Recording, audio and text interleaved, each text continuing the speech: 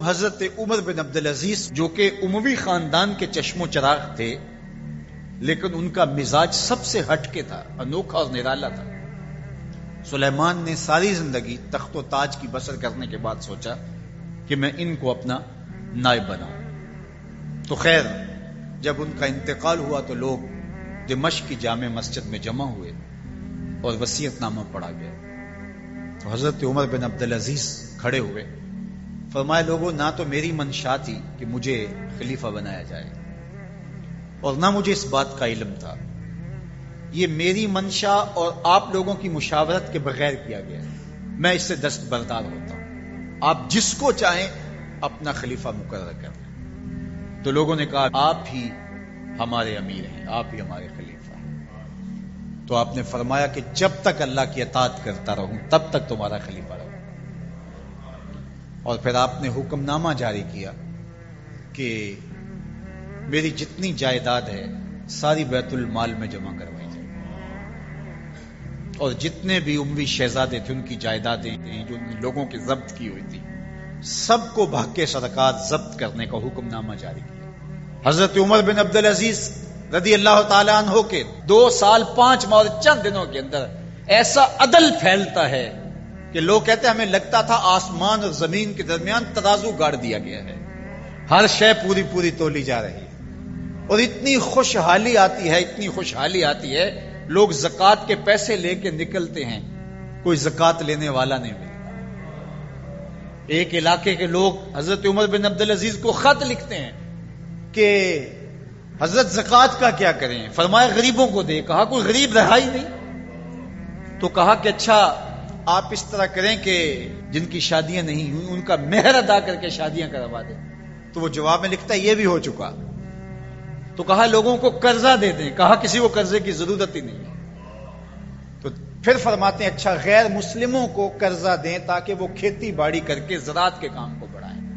یہ عمر بن عبدالعزیز کا دور ہے۔ عدل پھیلا، نور پھیلا، روشنی پھیلی، شہزادگی کی زندگی سے ایک دم اپنے آپ کو ایک چھوٹے سے کٹیا کے اندر محدود کر دیا۔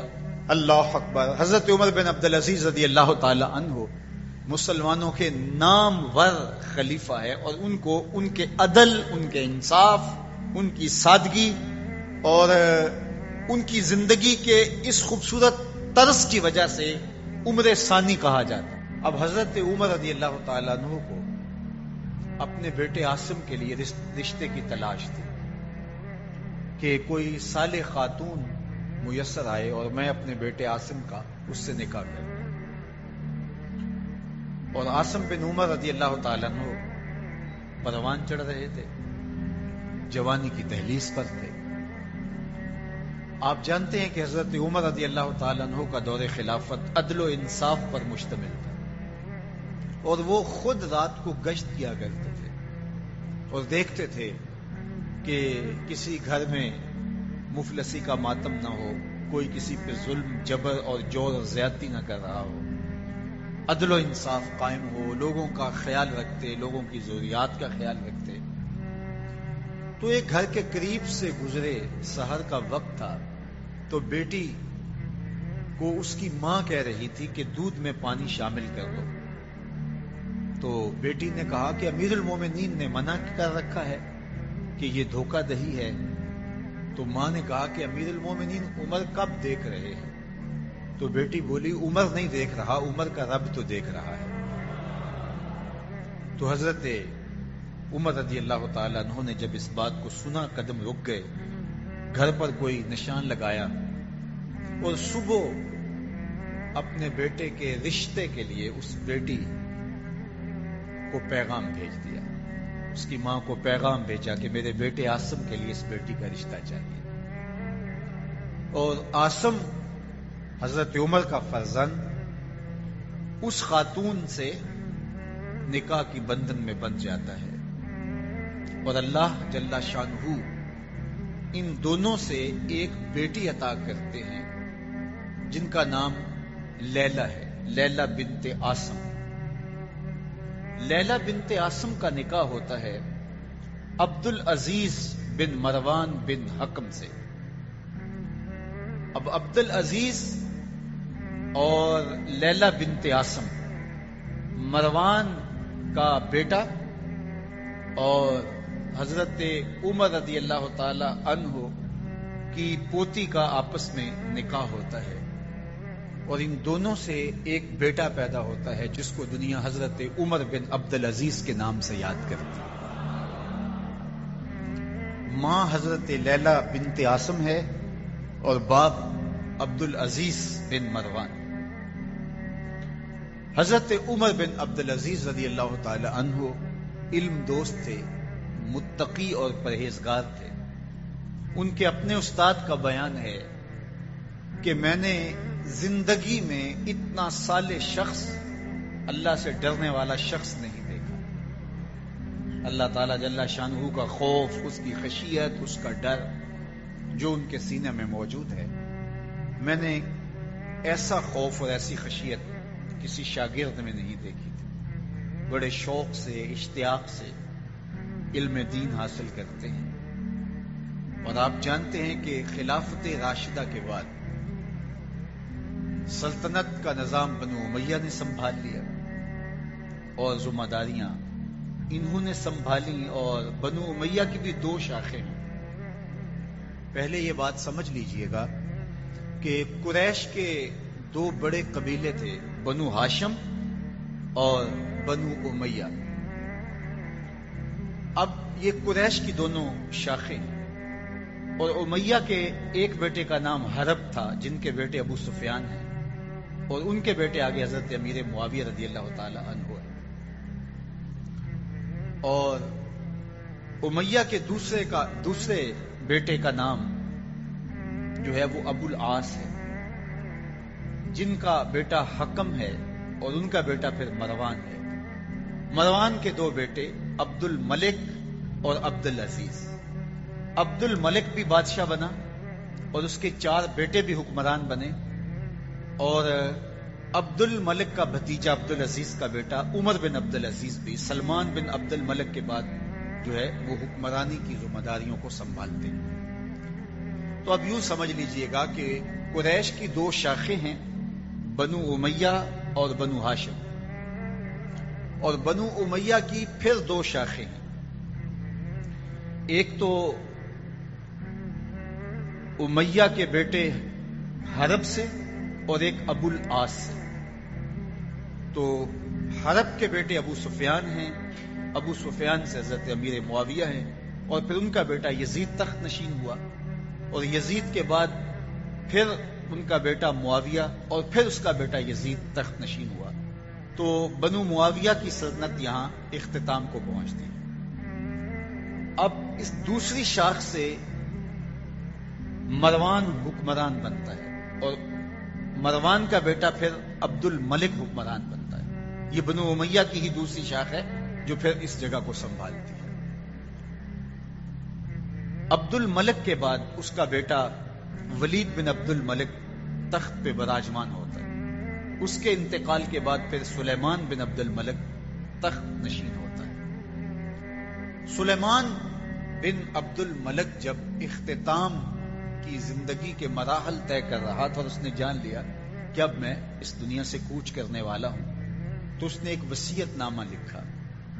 اس وصیت نامے کے اندر متعین اور مقرر کیا خلیفہ حضرت عمر بن عبد العزیز رضی اللہ تعالیٰ عنہ، جو ان کا چچا زاد بھائی تھا۔ اس کے اپنے بھائی ہشام بن عبد الملک اور یزید بن عبد الملک، یہ بعد میں حضرت عمر بن عبد العزیز کے انتقال کے بعد تخت خلافت پر بیٹھتے ہیں، لیکن 2 ان کے بھائی سلیمان بن عبد الملک کا ایک بیٹا، اور ولید بن عبد الملک، یہ حضرت عمر بن عبد العزیز رضی اللہ تعالی عنہ سے پہلے تخت خلافت پہ براجمان ہوئے۔ تو یہ درمیان میں حضرت عمر بن عبد العزیز کا 2 سال 5 ماہ اور کچھ دن کا دور آتا ہے۔ اب عدل و انصاف اور اسلامی طرز حکومت کا وہ انداز جو خلفائے راشدین نے دیا تھا وہ مفقود ہو چکا تھا۔ اب جب حضرت عمر بن عبد العزیز کو خلافت کی ذمہ داریاں عائد کر دی گئی، اور ایک خط لکھا انہوں نے اور سر بمہر تھا، اور کہا کہ جب میں انتقال کر جاؤں تو اس کے بعد یہ لوگوں کو جمع کر کے خط پڑھا جائے، اور میری یہ وصیت ہے کہ میرے بعد میرا بھائی نہیں بلکہ میرے چچا کا بیٹا عمر بن عبدالعزیز خلیفہ ہوگا، جو کہ حضرت عمر بن عبدالعزیز رضی اللہ تعالی عنہ کا تجربہ سب کو تھا کہ وہ عادل ہے، مدینہ المنورہ کے ایک عرصہ گورنر رہے، اور جب ان کو گورنری پیش کی گئی تو انہوں نے کہا کہ میں پچھلے حکمرانوں کی طرح، گورنروں کی طرح ظلم اور تعدی سے کام نہیں لوں گا، میں انصاف سے کام لوں گا، اگر تمہیں منظور ہے تو میں گورنری قبول کرنے کو تیار ہوں۔ انہوں نے کہا بالکل ہمیں قبول ہے، چاہے ایک پائی بھی خزانے میں نہ آئے، آپ عدل و انصاف کریں۔ تو آپ مدینہ المنورہ میں گئے، 30 اونٹوں پر آپ کا سامان لد کر کے گیا، اتنے امیر تھے، اور آپ کی جو اہلیہ تھی وہ عبد الملک کی بیٹی تھی، فاطمہ بنت عبد الملک، اس کا باپ بادشاہ، اس کا دادا بادشاہ، اس کے 4 بھائی بادشاہ، اور پھر بعد میں اس کا شوہر عمر بن عبدالعزیز وہ بھی خلیفہ بنتے۔ تو اس طرح آپ غور کیجئے کہ وہ 7 طرح سے شہزادی تھی۔ فاطمہ بنت عبد الملک، اس کا باپ اس کو ہیروں میں اور سونے میں تولتا تھا، یہ عمر بن عبدالعزیز کی اہلیہ ہے، اور عمر بن عبدالعزیز بھی شہزادے ہیں جو ایک مرتبہ لباس پہن لیتے ہیں دوبارہ نہیں پہنتے، مشک اور عنبر استعمال کیا کرتے تھے، اور جس گلی سے گزرتے تھے لوگ سمجھ جاتے تھے آج عمر بن عبدالعزیز یہاں سے گزرے، معطر رہتے تھے، اور ہر طرح سے آسودہ اور ہر طرح سے خوش شکل بھی تھے، عالم بھی تھے، فقیہ بھی تھے، شہزادے بھی تھے۔ اب جب مدینہ المنورہ کی گورنری کی ذمہ داری آئی تو فقہائے مدینہ کو بلا کر کے کہا کہ تم اگر کہیں دیکھو کہ ظلم ہو رہا ہے، کسی پہ زیادتی ہو رہی ہے، تو تمہارے اوپر لازم ہے کہ مجھے اطلاع کرو۔ اور جب تک آپ کا دور گورنری مدینہ المنورہ میں قائم رہا، عدل و انصاف پھیل گیا۔ اب عمر بن عبدالعزیز جو کہ اموی خاندان کے چشم و چراغ تھے، لیکن ان کا مزاج سب سے ہٹ کے تھا، انوکھا اور نرالا تھا۔ سلیمان نے ساری زندگی تخت و تاج کی بسر کرنے کے بعد سوچا کہ میں ان کو اپنا نائب بناؤں۔ تو خیر جب ان کا انتقال ہوا تو لوگ دمشق کی جامع مسجد میں جمع ہوئے اور وصیت نامہ پڑھا گیا۔ تو حضرت عمر بن عبدالعزیز کھڑے ہوئے، فرمائے لوگوں، نہ تو میری منشا تھی کہ مجھے خلیفہ بنایا جائے، اور نہ مجھے اس بات کا علم تھا، یہ میری منشا اور آپ لوگوں کی مشاورت کے بغیر کیا گیا، میں اس سے دستبردار ہوتا ہوں، آپ جس کو چاہیں اپنا خلیفہ مقرر کریں۔ تو لوگوں نے کہا امیر المومنین آپ ہی ہمارے امیر ہیں، آپ ہی ہمارے خلیفہ ہیں۔ تو آپ نے فرمایا کہ جب تک اللہ کی اطاعت کرتا رہوں تب تک تمہارا خلیفہ رہوں۔ اور پھر آپ نے حکم نامہ جاری کیا کہ میری جتنی جائیداد ہے ساری بیت المال میں جمع کروائی جائے، اور جتنے بھی اموی شہزادے تھے ان کی جائیدادیں جو لوگوں کی ضبط کی ہوئی تھی سب کو بھگ کے صدقات ضبط کرنے کا حکم نامہ جاری کیا۔ مسجد سے باہر نکلے تو آپ کے لیے شاہی سواری لائے گی، فرمایا میرا خچر کافی ہے میرے۔ گھر پہنچے تو اپنی بیوی فاطمہ بنت عبد الملک سے کہا، جو بادشاہ کی بیٹی ہے، بادشاہ کی پوتی ہے، اور 4 بادشاہوں کی بہن ہے، ناز و نعم میں پلی ہوئی ہے، کہا اگر میرے ساتھ تم رہنا چاہو تو تمہیں اپنے سارے زیورات، زر و جواہر، سارا مال بیت المال میں جمع کروانا ہوگا، اور فقیرانہ زندگی بسر کرنا ہوگی، اور اگر تم اس پہ تیار نہیں ہو تو میری طرف سے تمہیں اجازت ہوگی، تمہیں طلاق ہوگی۔ اب اس پاک باز خاتون نے کہا کہ میں اس کے لیے تیار ہوں، میں فقیری کی زندگی کو ترجیح دیتی ہوں۔ اب حضرت عمر رضی اللہ تعالیٰ عنہ نے صرف 2 سال 5 ماہ اور کچھ دن حکومت کی، اور 3 بر اعظموں پر سلطنت اسلامیہ پھیلی ہوئی، اور آپ روتے تھے کہ ان لوگوں کا حق بھی میرے اوپر بلا مطالبہ ہے جو دنیا کے کسی بھی خطے کے اوپر اس سلطنت کی حدود میں بستے ہیں۔ اور آپ نے اپنے بیٹوں کو، اپنی اولاد کو اسی قسم پرسی کی حالت کے اندر زندگی گزارنے کی ترغیب دی۔ عید کا موقع آیا تو بیٹوں کے کپڑے پھٹے پرانے ہیں. تو آپ نے عیدگاہ میں جب لوگ ایک دوسرے کو مل رہے تھے تو امیر المومنین کے بیٹوں کے کپڑے خستہ تھے، پرانے تھے، پیوند لگے ہوئے تھے. تو آپ نے اپنے بیٹوں سے کہا کہ تمہیں شرم تو آ رہی ہوگی کہ امیر المومنین کے بیٹے ہو کے تمہیں ڈھنگ کا لباس بھی دستیاب نہیں ہے. تو آپ کا ایک بیٹا عبد الملک بن عبد العزیز جو آپ کی زندگی میں انتقال کر گیا تھا، اس نے کہا ہمیں اس بات پہ فخر ہے کہ ہمارے باپ نے خیانت نہیں کی ہے، ہمارا باپ دیانتدار ہے.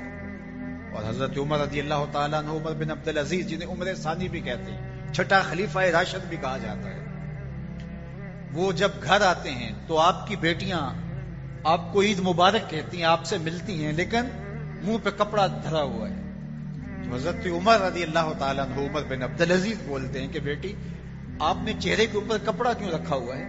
تو وہ کہتی ہیں ہم نے کچے پیاز سے آج کھانا کھایا ہے، تو اس لیے ہم نے کپڑا رکھا ہے کہ آپ اس کی سمیل محسوس نہ کریں. تو حضرت عمر بن عبد العزیز رو پڑتے ہیں اور فرماتے ہیں کہ کس باپ کا جی نہیں چاہتا کہ میری اولاد آسودہ ہو، لیکن میں آخرت سے ڈرتا. آپ نے آخری لمحے اپنی اولاد کو بلا کے کہا کہ میرے سامنے دو راستے تھے، ایک یہ کہ میں تمہارے لیے مال و دولت فراوانی پیدا کرتا اور تم ایک اچھی خوشباش زندگی گزارتے اور میں جہنم میں چلا جاتا، اور دوسرا راستہ یہ تھا کہ میں جنت کا راستہ اختیار کرتا اور تم تنگ دستی کی زندگی بسر کرتے. میں نے دوسرے راستے کو اختیار کیا. بیٹوں نے کہا کہ ہمیں قبول ہے.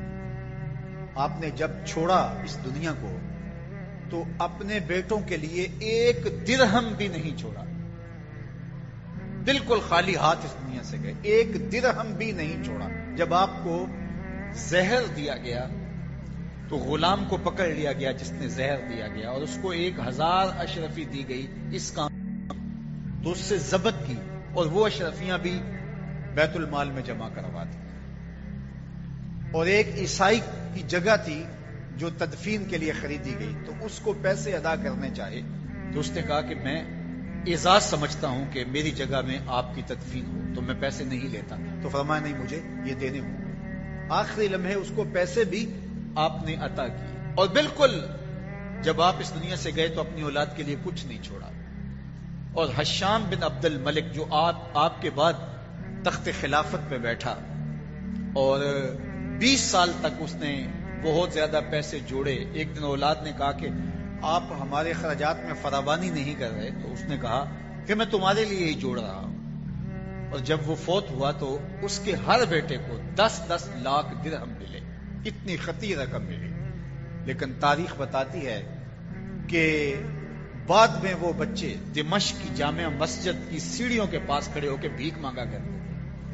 حشام بن عبد الملک کے بیٹے، وقت کے شہنشاہ کے فرزند، اور عمر بن عبد العزیز جنہوں نے اپنے بیٹوں کے لیے ایک پھوٹی کوڑی بھی نہیں چھوڑی تھی، وہ ایک مجلس میں 100 اونٹ راہ خدا میں خیرات کیا کرتے.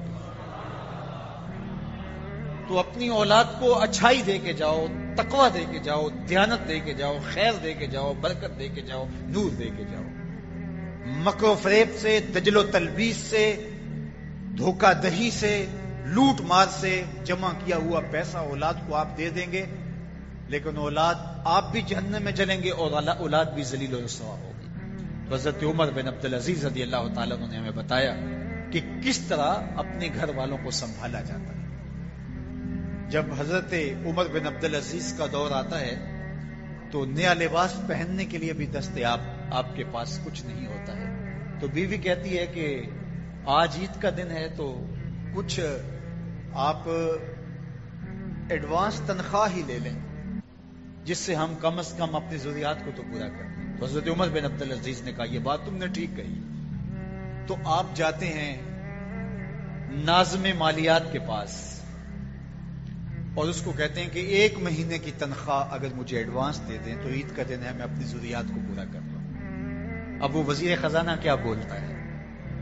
امیر المومنین کہہ رہا ہے تو وہ کہتا ہے جناب حاضر ہے سب کچھ، لیکن وہ بھی تربیت یافتہ عمر بن عبد العزیز کا تھا. اس نے کہا آپ مجھے لکھ کے دے سکتے ہیں کہ آپ 1 مہینے تک زندہ رہیں گے؟ تو حضرت عمر بن عبدالعزیز وہیں سے واپس پلٹ آتے ہیں. کہا تیری مہربانی، تو نے مجھے صحیح بات بتائی. یہ عمر بن عبدالعزیز کا دور ہے. سمرقند فتح ہوتا ہے تو وہاں کے لوگ خط لکھتے ہیں عمر بن عبدالعزیز رضی اللہ تعالیٰ عنہ کو کہ جناب جو فاتح ہمارے شہر میں داخل ہوئے ہیں انہوں نے ہمیں بتائے بغیر شہر پہ دھاوا بول دیا، ہم سے کوئی مذاکرات نہیں کیے، کوئی بات نہیں کی، تو یہ اچانک حملہ اسلامی تعلیمات کے کیا منافی نہیں ہے؟ مسلمان تو موقع دیتے ہیں، یا جزیہ دو، فدیہ دو، جزیہ دو، یا پھر اسلام قبول کرو یا پھر ہم حملہ کریں گے. انہوں نے کوئی بات نہیں کی. تو حضرت عمر بن عبدالعزیز خط لکھتے ہیں امیر شہر کو کہ قاضی مقرر کیا جائے اور وہ ان کی بات سنیں، ذمیوں کی گفتگو کو اور ان کے مقدمے کو سماعت کریں. عدالت لگتی ہے، امیر شہر بھی آتا ہے اور ذمی بھی جمع ہوتے ہیں. قاضی فیصلہ دیتا ہے کہ فوجیں واپس شہر سے باہر جائیں، شہر کو چھوڑ دیا جائے گا. پھر وہاں جا کر کے آپ ان کو مذاکرات کے لیے بلائیں گے. مذاکرات کامیاب نہیں ہوتے تو پھر آپ کو اختیار ہوگا حملہ کرنے کا. پھر یہ جیتے یا آپ جیتے، یہ فیصلہ بات کا ہے. ان ذمیوں نے، ان کفار نے کہا کہ ہم آپ کی سلطنت کو قبول کرتے ہیں. یہ عمر بن عبدالعزیز رضی اللہ تعالیٰ عنہ کا دور. حضرت عمر بن عبدالعزیز رضی اللہ تعالیٰ عنہ کے 2 سال 5 ماہ اور چند دنوں کے اندر ایسا عدل پھیلتا ہے کہ لوگ کہتے ہیں ہمیں لگتا تھا آسمان اور زمین کے درمیان ترازو گاڑ دیا گیا ہے، ہر شے پوری تولی جا رہی ہے. اور اتنی خوشحالی آتی ہے لوگ زکوٰۃ کے پیسے لے کے نکلتے ہیں، کوئی زکوٰۃ لینے والا نہیں ملتا. ایک علاقے کے لوگ حضرت عمر بن عبدالعزیز کو خط لکھتے ہیں کہ حضرت زکوٰۃ کا کیا کریں؟ فرمایا غریبوں کو دے. کہا کوئی غریب رہا ہی نہیں. تو کہا کہ اچھا آپ اس طرح کریں کہ شادیاں کروا دیں، جن کی شادیاں نہیں ہوئی ان کا مہر ادا کر کے شادیاں کروا دیں. تو وہ جواب میں لکھتا ہے یہ بھی ہو چکا. تو کہا لوگوں کو قرضہ دے دیں. کہا کسی کو قرضے کی ضرورت ہی نہیں. تو پھر فرماتے ہیں اچھا غیر مسلموں کو قرضہ دیں تاکہ وہ کھیتی باڑی کر کے زراعت کے کام کو بڑھائیں. یہ عمر بن عبدالعزیز کا دور. یہ خلیفہ ششم حضرت عمر بن عبدالعزیز رضی اللہ تعالیٰ عنہ کا عہد فرخ فال ہے، عہد ہمایوں ہے. اللہ اکبر. حضرت عمر بن عبدالعزیز رضی اللہ تعالیٰ عنہ کہ جب انتقال کا آخری وقت آتا ہے تو حشام بن عبد الملک نے دیکھا کہ لوگ کثرت کے ساتھ آپ کا حال پوچھنے آ رہے ہیں اور آپ نے جو قمیص پہنی ہے وہ میلی ہے. تو اپنی بہن فاطمہ سے حشام بولتا ہے کہ یہ قمیص تبدیل کر دی جائے. بہن خاموش رہتی ہے. پھر دوسری مرتبہ، پھر تیسری مرتبہ. تو پھر بہن نے کہا کہ بھائی تم بار بار کہے جا رہے ہو، کوئی دوسری قمیص ہو تو پہنا ہو. یہ 3 بر اعظموں پر پھیلی ہوئی سلطنت کے خلیفہ کی کہانی سنا رہا ہوں میں آپ سے. آج تو ایک شہر کا ناظم، ایک شہر کا ڈی سی، ایک شہر کا حکمران، ایک گاؤں کا چودھری مان نہیں ہے، لیکن یہ 3 بر اعظموں پہ پھیلی ہوئی سلطنت کے خلیفہ کی کہانی ہے کہ سانسیں ٹوٹ رہی ہیں اور دوسری قمیص دستیاب نہیں ہے. اللہ اکبر. حضرت امام اوزائی رضی اللہ تعالی عنہ فرماتے ہیں کہ جب حضرت عمر بن عبدالعزیز کا انتقال ہوا تو میں جنازے میں شامل ہوا. جنازے سے فارغ ہو کے میں جا رہا تھا کہ راستے میں میں نے دیکھا کہ ایک پادری ہے. تو اس سے جب بات ہوئی تو وہ رو پڑا. تو میں نے اس کو کہا کہ آپ پادری ہو کے رو رہے ہیں، جو انتقال کرنے والے ہیں وہ تو امیر المومنین تھے، مسلمانوں کے امیر تھے. اس نے کہا کہ میرا مسئلہ یہ نہیں ہے کہ مسلمانوں کے امیر المومنین انتقال کر گئے، میرا مسئلہ یہ تھا کہ ایک نور تھا آسمان سے زمین تک پھیلا ہوا، وہ بجھ گیا ہے. رجا بن حیوہ کہتے ہیں، یہ وزیر اعظم تھے، کہتے ہیں کہ جب عمر بن عبدالعزیز کا انتقال ہوتا ہے تو مجھے یہ شرف نصیب ہوا کہ میں ان کی لحد میں اترا، اور جب میں نے کفن کی تنیاں کھولی تاکہ ان کا رخ قبلے کی طرف کر دوں تو کہا ان کا رخ پہلے ہی قبلے کی طرف ہوا. کہتے ہیں واللہ آج تک میں نے اتنا روشن چہرہ کبھی کسی کا دیکھا ہی نہیں جیسا عمر بن عبدالعزیز کا چہرہ. عدل پھیلا، نور پھیلا، روشنی پھیلی، اللہ ان کی رحمت پہ، ان کی مرکز نور پہ کروڑوں رحمتوں کا نزول ہوا۔ حضرت عمر بن عبدالعزیز کا دور خلافت بہت طویل نہیں ہے، جیسا میں نے بتایا آپ کو، صرف 2 سال 5 ماہ اور چند دن آپ نے سلطنت کی، اور اتنے دانا، اتنے بینا، اتنے سمجھدار، اور اتنے اس قدر زندگی، شہزادگی کی زندگی سے ایک دم اپنے آپ کو ایک چھوٹے سے کٹیا کے اندر محدود کر دیا۔ اولاد جو ہے وہ ان کے لیے بھی کچھ نہیں، بیوی بھی، اللہ اکبر۔ ایک مرتبہ بیوی کہتی ہے کہ آپ کچھ تھوڑا سا ادھار لے لیں، میں مزدوری کر کے جو ہے وہ اس کو اتار لوں گی۔ اللہ اکبر۔ 7 بادشاہوں کی بہن ہو کے، 7 بادشاہوں کی شہزادی ہو کے، وہ عمر بن عبدالعزیز کے گھر کے اندر جو ہے وہ یہ پکار کر رہی ہے۔ یہ ان کا دور خلافت تھا، ان کا انداز زندگی تھا۔ اللہ اکبر۔ حضرت عمر بن عبدالعزیز رضی اللہ تعالی عنہ مسلمانوں کے نامور خلیفہ ہے، اور ان کو ان کے عدل، ان کے انصاف، ان کی سادگی اور ان کی زندگی کے اس خوبصورت طرز کی وجہ سے عمر ثانی کہا جاتا ہے۔ حضرت عمر رضی اللہ تعالی عنہ کی اولاد سے ان کا چونکہ تعلق بھی تھا، ان کی والدہ حضرت عمر رضی اللہ تعالی عنہ کی پوتی تھی، اور یہ اثر بھی تھا، نسب کے اثرات بھی تھے، اور پھر آپ نے تربیت بھی حضرت عمر رضی اللہ تعالی عنہ کے خاندان کے اندر پائی، اور آج ان کا مزاج بنو امیہ سے مختلف نظر آتا ہے، اور عدل و انصاف کو بھر دیا، اور زمانہ انہیں عمر ثانی کے نام سے یاد کرتا ہے۔ مسجد سے باہر نکلے تو آپ کے لیے شاہی سواری لائے گی، فرمایا میرا خچر کافی ہے میرے لیے۔ گھر پہنچے تو اپنی بیوی فاطمہ بنت عبد الملک سے کہا، جو بادشاہ کی بیٹی ہے، بادشاہ کی پوتی ہے، اور 4 بادشاہوں کی بہن ہے، ناز و نعم میں پلی ہوئی ہے، کہا کہ میرے ساتھ تم رہنا چاہو تو تمہیں اپنے سارے زیورات، زر و جواہر، سارا مال بیت المال میں جمع کروانا ہوگا، اور فقیرانہ زندگی بسر کرنا ہوگی۔ اب اس پاک باز خاتون نے کہا کہ میں اس کے لیے تیار ہوں، میں فقیری کی زندگی کو ترجیح دیتی ہوں۔ اب حضرت عمر رضی اللہ تعالی عنہ نے صرف 2 سال 5 ماہ اور کچھ دن حکومت کی، اور 3 بر اعظموں پر سلطنت اسلامیہ پھیلی ہوئی تھی، اور آپ روتے تھے کہ ان لوگوں کا حق بھی میرے اوپر بلا مطالبہ ہے جو دنیا کے کسی بھی خطے کے اوپر اس سلطنت کی حدود میں بستے ہیں۔ عید کا موقع آیا، عیدگاہ میں جب لوگ ایک دوسرے کو مل رہے تھے تو امیر المومنین کے بیٹوں کے کپڑے خستہ تھے، پرانے تھے، پیوند لگے ہوئے تھے، تو آپ نے اپنے بیٹوں سے کہا کہ تمہیں شرم تو آ رہی ہوگی کہ امیر المومنین کے بیٹے ہو کے تمہیں ڈھنگ کا لباس بھی دستیاب نہیں ہے۔ تو آپ کا ایک بیٹا عبد الملک بن عمر بن عبدالعزیز، جو آپ کی زندگی میں انتقال کر گیا تھا، اس نے کہا ہمیں اس بات پہ فخر ہے کہ ہمارے باپ نے خیانت نہیں کی ہے، ہمارا باپ دیانتدار ہے۔ جب گھر آتے ہیں تو آپ کی بیٹیاں آپ کو عید مبارک کہتی ہیں، آپ سے ملتی ہیں، لیکن منہ پہ کپڑا دھرا ہوا ہے۔ تو حضرت عمر رضی اللہ تعالیٰ عنہ عمر بن عبدالعزیز بولتے ہیں کہ بیٹی آپ نے چہرے کے اوپر کپڑا کیوں رکھا ہوا ہے؟ تو وہ کہتی ہم نے کچے پیاز سے آج کھانا کھایا ہے، تو اس لیے ہم نے کپڑا رکھا ہے کہ آپ اس کی سمیل محسوس نہ کریں۔ تو حضرت عمر بن عبدالعزیز رو پڑتے ہیں اور فرماتے ہیں کہ کس